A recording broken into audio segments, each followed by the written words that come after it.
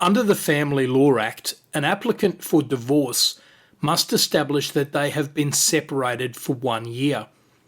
Generally speaking, this presents no difficulty because the separating couple move into separate homes. Usually, both parties also want to divorce, so nobody contests the proposition that they have separated. It all becomes more complicated in situations like the Pavey marriage. This was in 1976 when the Family Law Act was brand new and people still had attitudes about marriage which seem antiquated by modern standards. The Paveys ceased to regard one another as spouses, but they remained under the one roof. She did occasional chores for him. He opposed the divorce application. The court made a number of important points. First, they noted that not all separations indicate the end of a marriage. Consequently, in a contested divorce, the applicant would need to show that the separation represented the actual end of the relationship. Their Honours said a husband and wife may agree to separate and bring the marriage to an end.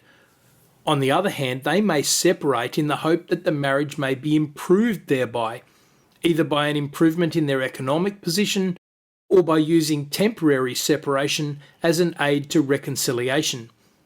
In each of the latter cases, the physical separation does not involve the breakdown of the marriage relationship.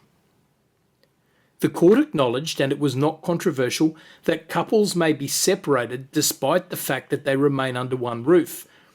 This often happened back then because the wife lacked the financial resources to establish her own home.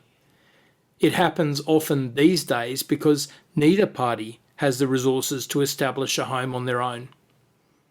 When the parties remain under one roof, identifying the separation can be complicated.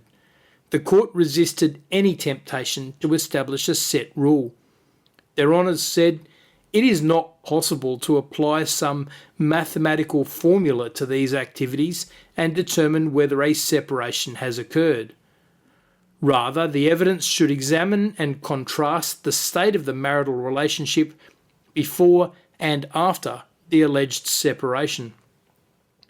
If all the essential qualities of a common life are gone, the parties can be said to have separated.